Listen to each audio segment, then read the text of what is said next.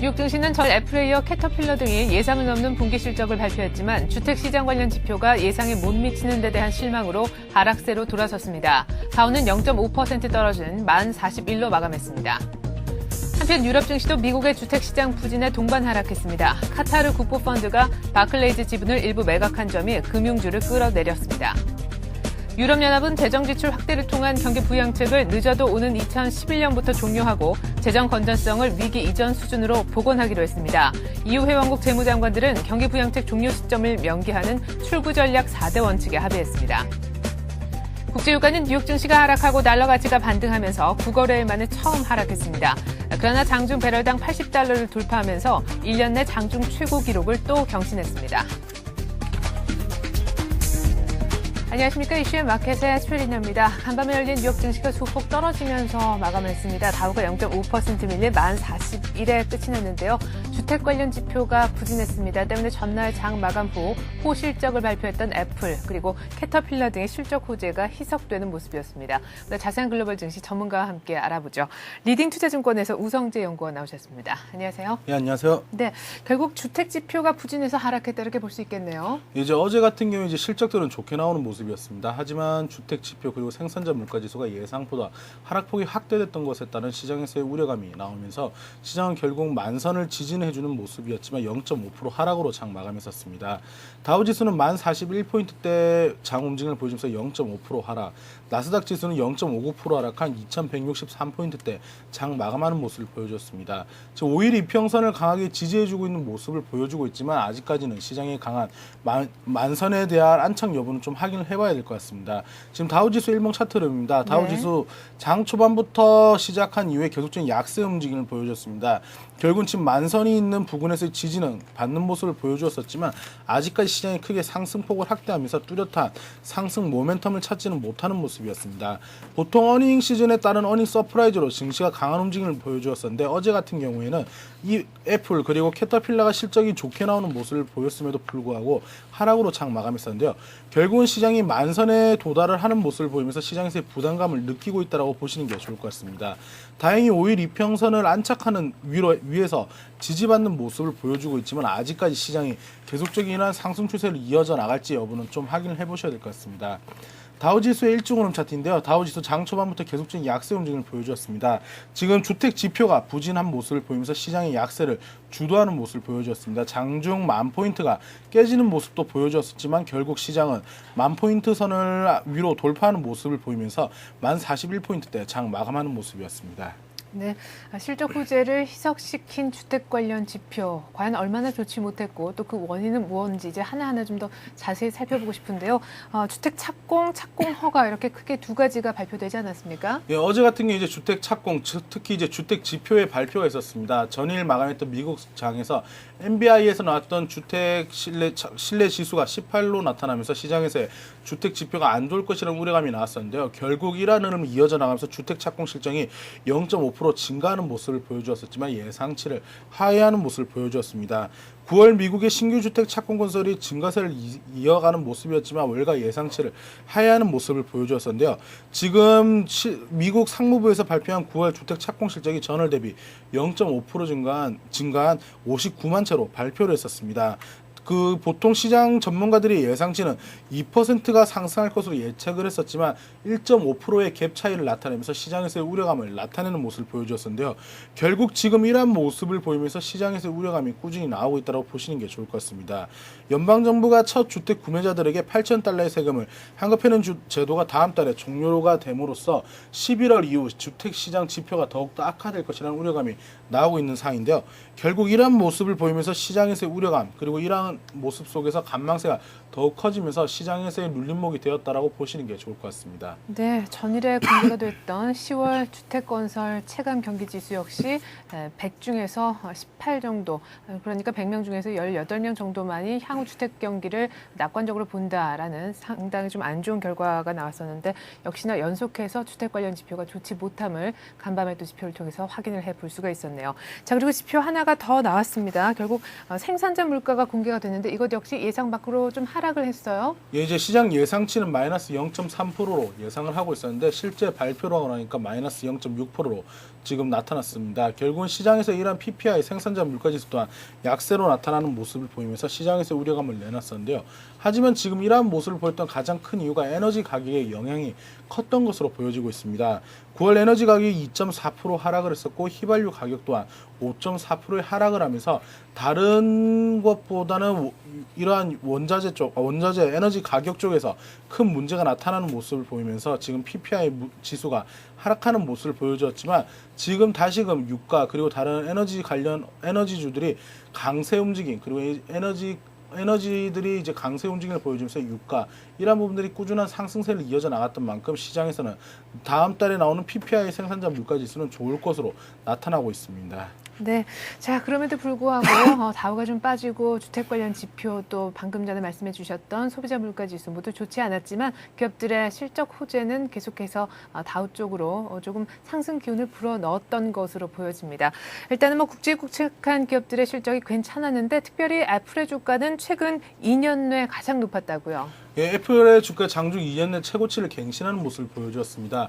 꾸준한 애플에서의 실적 개선 그리고 이제 미국과 유럽권에서 지금 아이팟과 이제 아이폰이 지금 계속적으로 순이익이 매출이 증가하고 있고 이러한 컨텐츠들이 꾸준히 증가했던 것이 시장에서 영향을 주었던 것으로 보여지고 있는데요. 애플은 실적 개선으로 2년 내 주가가 최고점에 도달하는 모습을 보이면서 애플은 4.9% 상승으로 장 마감하는 모습이었습니다. 텍사스 인스트루먼트 같은 경우에도 어제 밤에 마감했었던 미국장에서 장이 끝난 이후 실적 발표가 좋게 나오는 모습을 보이면서 텍사스 인스트루먼트도 크게 상승으로 장 마감했었는데요. 결국 지금 이러한 시장 예상치 상해가 시장에서는 기대감으로 나타나고 있다고 보시는 게 좋을 것 같습니다. 또한 캐터필러 또한 순이익과 매출이 시장 예상치를 상회하는 모습을 보이면서 주가가 3.04% 상승으로 장 마감했었습니다. 이와 반면에 지금 하이자그룹, 제약그룹에서의 업종 상위군인 하이자그룹 같은 경우에는 예상치를 상회하는 모습을 보여주었었지만 소폭 약보합권의 장 마감하는 모습을 보여주었었고 코카콜라 같은 경우에 순이익이 증가했었지만 매출액의 감소로 인해서 1.3% 하락하는 모습을 보여주었습니다. 듀퐁 또한 순이익은 시장 예상치를 상회하는 모습이었지만 매출액이 감소했던 것이 이 시장 예상치보다 매출액이 감소했던 것이 악재로 적용되는 모습을 보이면서 2.37% 하락으로 장 마감했었는데요. 결국 시장에서는 이제 예전과 다르게 단기 순이익의 급증이 단순한 호재로만은 나타나지는 않고 있다고 보시는 게 좋을 것 같습니다.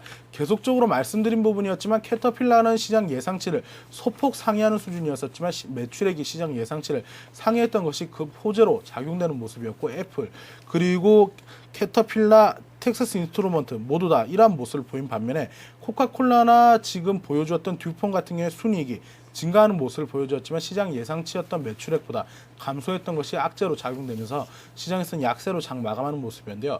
결국은 시장에서는 이제는 조금 더 이성적으로 접근을 하고 있는 상황이기 때문에 이런 단순한 기업 구조 조정 그리고 이제 재무 구조 개선을 통한 단기 일회성으로 단기적인 이런 단기 순이익 증가가 시장에서 호재로 작용되지 못하고 있다고 보시는 게 좋을 것 같습니다. 결국 이러한 모습을 보여준다고 했을 경우 이 이후에 나오는 모든 대부분의 기업들이 순이익에 초점을 두기보다는 매출액에 초점을 두시면서 시장을 접근하셔야겠습니다. 그러게요. 이제는 비용 절감보다 실제 판매 증가라는 내용적인 측면을 좀 더 봐야 될 그런 시점에 온 것 같습니다. 자, 이제 그렇다면 오늘 밤에는 또 어떤 기업들의 실적 발표가 이어질지 궁금한데 모건 스탠리 그리고 웰스파고 등 주요 또 은행주들의 실적 발표가 예정이 돼 있어요. 예, 이제 이번 주 중에서 가장 굵직한 은행인 이제 모건 스탠리, 웰스파고의 실적 발표가 있습니다. 모건 스탠리 같은 경우는 전분기에 적자로 나타나는 모습을 보여주었었지만 이번 예상치는 0.41% 상승할 것으로 지금 나타나고 있는 상황인데요. 웰스파고 또한 예상치는 0.36으로 나타나는 모습을 보여주고 있습니다.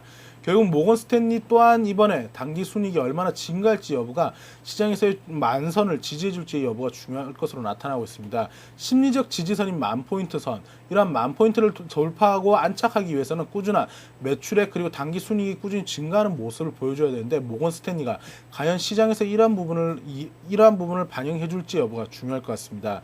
지금 이베이 같은 경우도 0.36으로 나타나고 있는데 이베이가 과연 얼마나 더 순이익이 증가할지 그리고 매출액은 얼마나 더 증가할지 증가할지 여부에 따라서 시장의 움직임이 달라질 수 있기 때문에 은행주들은 재무구조의 개선 그리고 이제 대손 충당금을 어떻게 생각하고 있고 얼마나 다 계상되었는지 여부에 따라서 주가의 움직임이 달라지는 반면에 이베이 같은 경우 매출액이 얼마나 증가할지 여부에 따라서 각 은행별, 업종별로 이러한 주요 체크 포인트를 관심을 가지면서 시장을 접근하셔야겠습니다. 네, 지금 화면상으로 보니까 웰스파고와 그리고 모건스탠리 약간의 지금 전망치가 플러스 그리고 마이너스 쪽으로 조금 대조적인 그런 지금 전망들이 나오고 있는 모습인데요. 앞서서 월가에 굉장히 영향력 있다라고 알려진 애널리스트죠. 리처드 보베가 금융업종에 대한 우려는 크게 할 필요가 없다라는 발언을 했었는데 과연 모건스탠리와 웰스파고 실적은 또 어떨런지 좀 계속해서 지켜봐야 될 것 같습니다.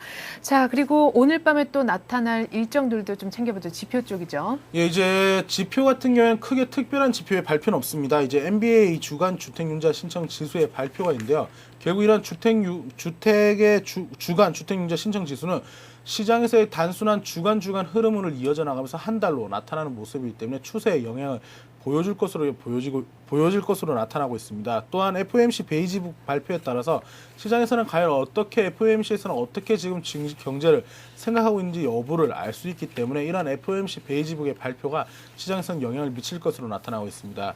우리나라 시간으로 새벽 2시 반에 FOMC 발표가 있는데 이 발표 이후 시장에서의 변동성이 확대될 수 있는 부분, 보통 FOMC에서 지금 꾸준히 경제가 회복되고 있다는 이야기를 내놨던 만큼 이러한 부분에서 FOMC 베이지북 발표 이후에 시장이 다시금 상승 추세로 전환될 확률이 조금 더 높다라고 보셔야 될 것 같습니다. 결국은 주요 실적 발표 그리고 이러한 FOMC 베이지북의 발표가 시장에서 영향력을 미칠 것으로 보여지고 있는 가운데 오늘 열리는 미국 장세는 장중 변동성이 조금 더 확대될 것으로 보여지고 있습니다. 네, 한편 유럽 증시도 역시 미국의 주택시장 부진에 조금 하락을 했고요. 금융주 중심의 또한 하락세가 눈에 띄게 나타나는 모습이 또 특징이었습니다. 자, 끝으로 국제유가 움직임도 간단하게 좀 들어보고 싶은데 결국 종가 기준으로 좀 하락하긴 했습니다만 장중에는 배럴당 80달러를 또 돌파했다고요. 예, 지금 이제 유가가 다시금 80불 위로 안착 돌파를 하려는 시도를 하고 있는 모습인데요. 유가의 80불에 대해서 시장에서는 지금 찬반 여론이 지금 강해지고 있는 모습을 보여주고 있습니다. 애널리스트들 또한 시장에서 다른 모습을 보여주고 있는데요. 금융주에서 휘트니와 리차드 보베가 지금 다른 상반된 의견을 표명을 했던 것처럼 유가 또한 지금 이러한 모습을 보여주고 있습니다. 일부 애널리스트들은 유가가 80불을 돌파하기에는 지금 펀더멘탈적인 요소가 부족하기 때문에 80불 돌파는 어렵다라고 보고 있는 반면에 유가가 올해 12월까지 95불을 돌파한다라는 의견 또한 만만치 않은 상황입니다. 결국 어제 같은 경우는 달러 강세 기조 및 증시 약세로 하락 마감하는 모습을 보여주었지만 장중 80불을 돌파하는 등 시장에서의 한머니성 자금에 따른 이러한 변동성이 커지고 있는 모습을 보여주고 있는데요.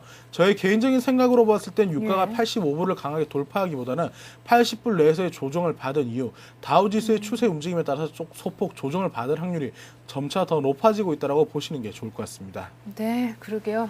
배럴당 WTI가 80달러를 돌파하게 되면 거의 임계치로 인식을 하면서 우리 주가도 떨어지고 경험상 무역 수지도 악화됐던 것으로 드러났습니다. 자, 이렇게 해서 오늘 글로벌 증시는요. 리딩 투자증권 우성재 연구원과 함께했습니다. 우 연구원님 말씀 고맙습니다. 고맙습니다.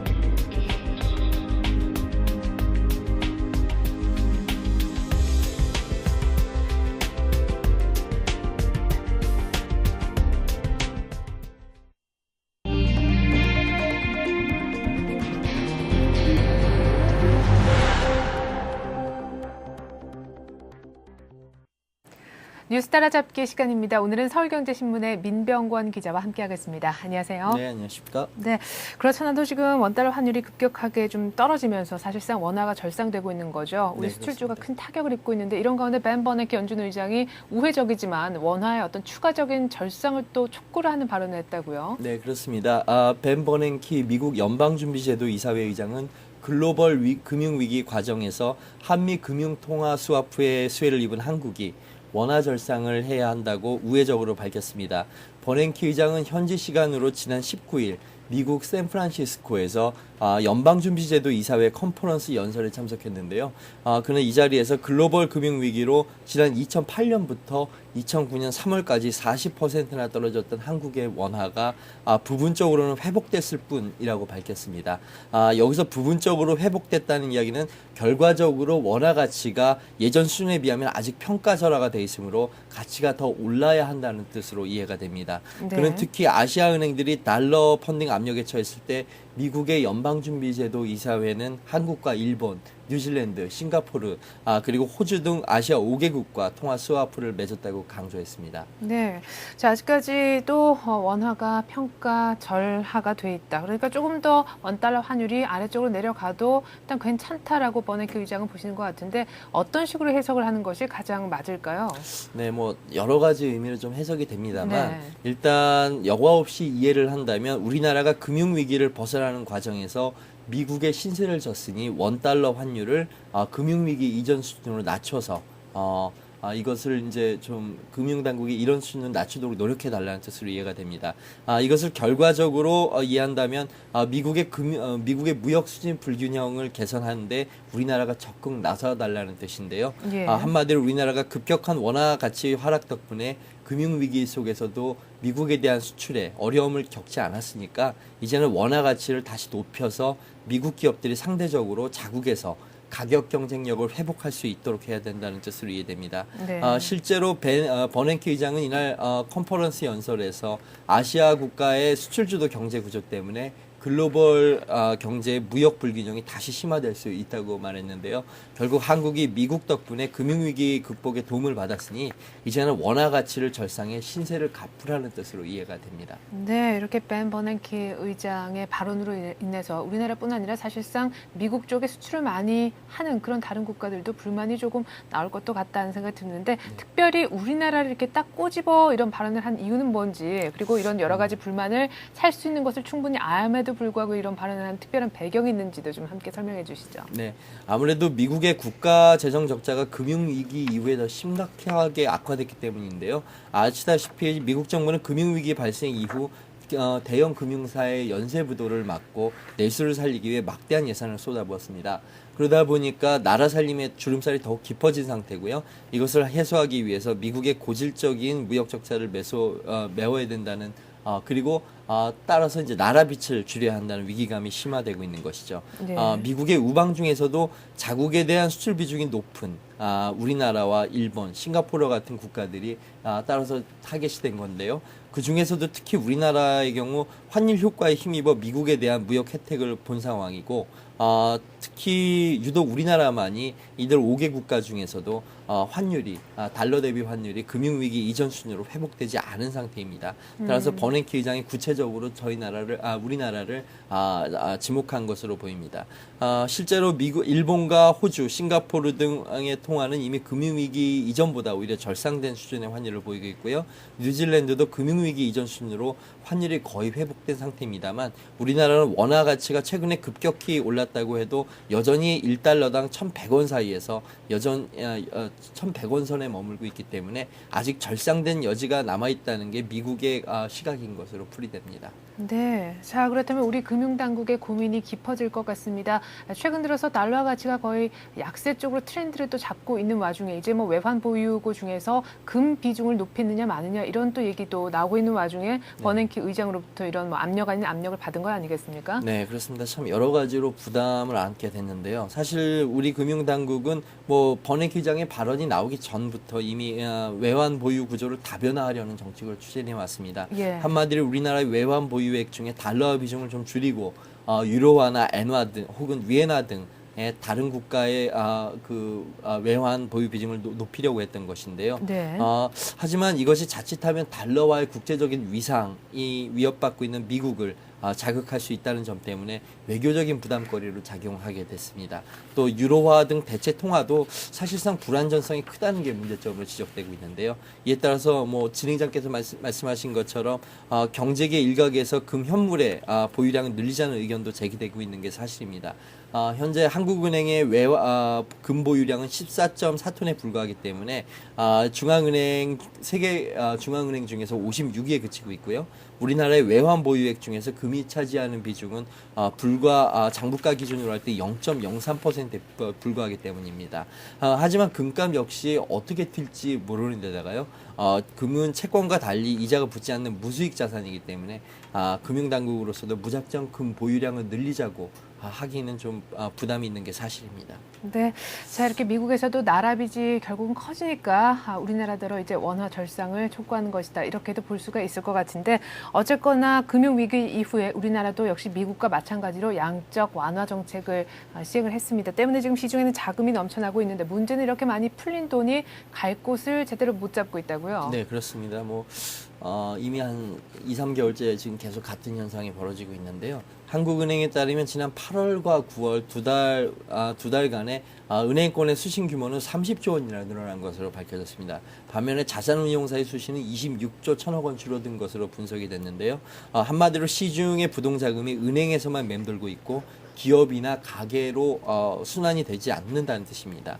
그만큼 기업의 투자나 가계의 소비도 위축될 수밖에 없는 것입니다. 이처럼 부동자금은 느는데 투자나 소비로 흐르는 돈줄이 막히게 되면 자칫 경기 침체가 장기화되고 급격한 물가 상승이 동반되는 스태그플레이션 우려도 높아지고 있다는 게 전문가들의 분석입니다. 네, 지금 그렇다면 은행이 이렇게 많이 모은 돈을 기반으로 해서 기업들의 대출을 해주면 되는 거 아니겠습니까? 사실 은행도 그런 마음이 굴뚝 같습니다. 아무래도 예. 예수금이 늘면 그만큼 대출을 늘려서 장사를 하고 싶은 게 기업의 속성이죠. 네. 하지만 현실은 그렇지 못합니다. 믿고 대출해 줄 수 있는 의량 기업들이 적기 때문인데요. 의량 기업들은 경기 불안을 이유로 투자를 미루고 있기 때문에 은행들이 돈을 싸들고 가서 빌려주겠다고 해도 거절하는 경우가 다반수입니다. 네. 반면에 돈이 필요하다고 대출을 신청하는 기업들 중 상당수는 금융위기로 인해서 경영난을 겪고 있는 중소기업들입니다. 따라서 은행들로서는 혹시나 이 대출을 떼이지 않을까 싶어서 네. 여신을 하기가 이들 기업을 대상으로 여신을 주기가 쉽지 않은 상황입니다. 이런 와중에 금융당국의 규제도 같이 이제 악재로 겹쳐 있는데요. 금융당국은 은행들의 재무 건전성을 높여야 한다면서 부실 채권 비중을 줄이라는 압력을 놓고 있습니다. 또한 가계의 대출도 역시 집값 안정을 위해서 줄이라고 하고 있는데요. 이 때문에 은행들로서는 예수금이 느는 만큼 대출을 늘리기가 쉽지 않은 상황인 것으로 전해졌습니다. 네, 지금 돈을 빌려주고자 하는 그런 기업들은 보니까 탄탄하지만 지금 돈을 빌릴 생각이 없는 것 같고 또 돈을 빌려주고 싶은 그런 곳은 사실상 그런 곳인데 또 돈을 요구하는 곳은 경영이 조금 부실해 보이고 자, 그렇다면 해법을 어떻게 찾으면 좋을까요? 한마디로 얘기하자면 우리 경제 불투명성을 줄여주는 것이 해법입니다. 경제가 좋아진다고 믿게 되면 기업도 그만큼 투자에 나설 테니까요. 자연스럽게 대출을 원하게 되겠죠. 근데 지금 문제는 정책 당국 간의 이 경제 전망에 대한 경제 정책에 대한 기조를 놓고 혼선을 겪고 있기 때문에 기업들이 우리 경제가 앞으로 어떻게 될지 더욱 불안해한다는 것입니다. 특히 이제 그 출구 전략을 놓고 한은은 조금 더 일찍 출구 전략을 해야 된다는 쪽으로 자꾸 무게 중심을 옮기고 있는 반면에 기획재정부는 아직은 내수부양을 해야 된다는 측면인데요. 제 개인적으로 봤을 때는 기획재정부의 의견이 옳다고 생각을 합니다. 물론 이제 앞으로 경기가 살아날 때 물가가 갑자기 오를 가능성이 있기 때문에 긴축 통화 정책을 단계적으로 해야 된다는 한국은행의 입장도 어느 정도 이해가 갑니다만 기본적으로 경제의 큰 틀이 살아야 통화 정책도 효과가 있는 것입니다. 따라서 한은과 기획재정부가 이런 부분에서 호흡을 좀 맞추고 기업과 가계가 경기 전망에 대한 불투명성을 해소할 수 있도록 해법을 찾는 것이 중요합니다. 네, 자 그리고 금융위기 이후에 기업의 구조조정이 본격화하면서 워크아웃이라든가 법정 관리에 대한 제도적 보완 논란이 지금 일고 있는데 특별히 이 법정 관리인 선임제도 개선 여부에 대해서 여러 가지 의견들이 지금 분분한 상황이라고요. 네, 그렇습니다. 어제 한국생산성본부와 한국채무자회생법학회가 서울경제TV와 서울경제신문의 후원으로 세미나를 열었는데요. 이 이 자리에서 기업의 기존 기업의 법정 관리인으로 기존의 경영인을 선임하는 게 옳으냐는 문제에 대해서 의견이 분분했습니다. 일단 법무법인 지평지성의 홍성준 변호사는 회생 절차의 조기 신청을 유도하고 기존 경영진의 노하우를 활용하기 위해서 기존 경영진을 법정 관리인으로 선임하는 것이 옳다고 주장했는데요. 반면에 청주대 법학대 박승두 교수는 기존 경영진이 법정 관리인으로 선임되면 기업 간 인수합병에 소극적일 수밖에 없고요. 또한 자칫 잘못하면은 어떤 그 분식 회계를 저지를 수도 있고 각종 그 문제가 좀 일어날 수 있다는 점 때문에 이 제도를 개선해야 한다고 개정해야 된다고 주장했습니다. 네, 잘 들었습니다. 이렇게 해서 오늘 아침 뉴스 따라잡기 시간은요. 서울경제신문 민병권 기자와 함께했습니다. 말씀 고맙습니다. 네, 감사합니다.